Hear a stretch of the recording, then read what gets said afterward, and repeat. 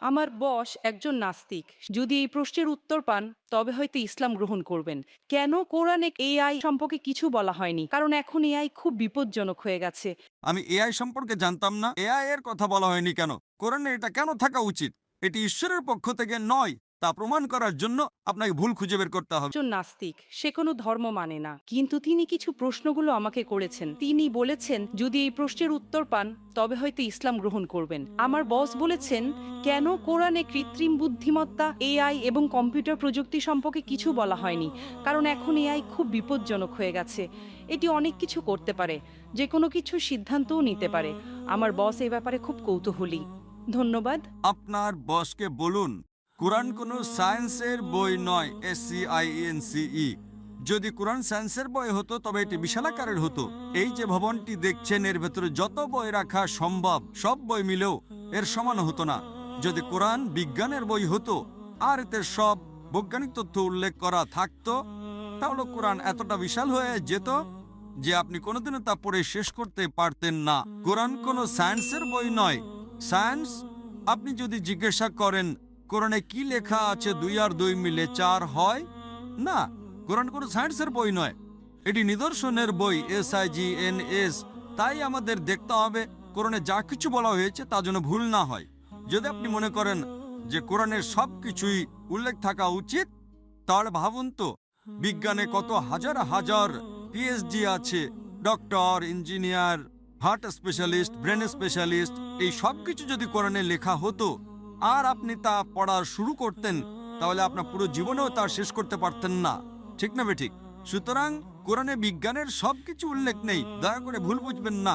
কিন্তু কোরআনে যা কিছু বলা হয়েছে তার কোনোটাই ভুল নয়। যদি কোরআনে এমন কোনো বৈজ্ঞানিক তত্ত্ব থাকে যা ভুল প্রমাণিত হয়, তবে তা আল্লাহর পক্ষ থেকে হতে পারে না। আর যদি কোরআনে এমন কিছু বলা হয় যা বিজ্ঞান অনেক পরে, 200 বা 400 বছর পরে আবিষ্কার করেছে, তাহলে সেটাই মুজিজা। তাহলে প্রশ্ন হলো কোরআনে এআই এর কথা বলা হয়নি কেন? কোরআনে এটা কেন থাকা উচিত? কোরআন কোনো বিজ্ঞানের বই নয়, কিন্তু আল্লাহ জানেন ভবিষ্যতে কি আসতে চলেছে।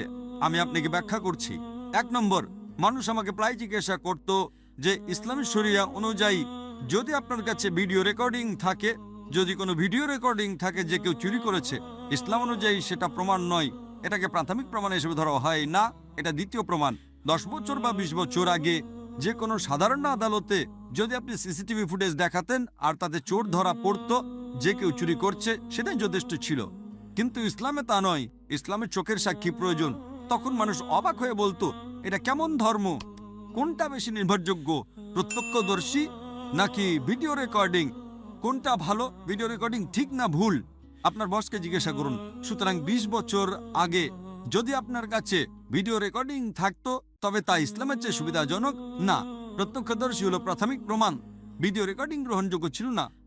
আজ যখন কৃত্রিম বুদ্ধিমত্তা এসেছে, আপনি সহজেই আপনার ডাকাতের একটা ভিডিও তৈরি করতে পারেন। সুতরাং আজ এখন মানুষ জেগে উঠেছে। আজ এটি প্রাথমিক প্রমাণ নয়। তাই ইসলাম অনেক উন্নত। আল্লাহ জানতেন এআই আসতে চলেছে। আপনার বস জানতেন না, আপনি জানতেন না, আমিও জানতাম না, কিন্তু আমি বিশ্বাস করতাম। আমি বলেছিলাম না ইসলাম সঠিক, হয়তো আগামীকাল কিছু ঘটবে। আমি এআই সম্পর্কে জানতাম না, কিন্তু 15 বছর আগে আমার উত্তর ছিল শরিয়া সঠিক।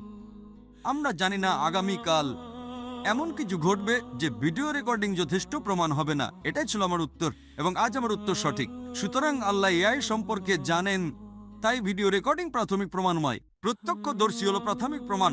সুতরাং আল্লাহ এআই সম্পর্কে জানেন। যদি তিনি সবকিছু লিখতে শুরু করেন, আপনি ছোট কোরআনই পড়েননি, আপনি চিকিৎসা, ভ্রূণতত্ত্বে সবকিছু সম্পর্কে কি পড়বেন? না, এটি টেলিগ্রাফিক মেসেজ। সুতরাং এটি ঈশ্বরের পক্ষ থেকে নয়, তা প্রমাণ করার জন্য আপনাকে ভুল খুঁজে বের করতে হবে। কিন্তু এটি ঈশ্বরের পক্ষ থেকে, তা প্রমাণ করার জন্য আপনাকে এমন জিনিসের কথা বলতে হবে যা মানুষ জানতো না। আপনি কি বুঝতে পারছেন? একেই বলে অলৌকিকতা। কিন্তু এখানে সবকিছু উল্লেখ করা হয়নি। আশা করি এটি উত্তরটি পেয়েছেন।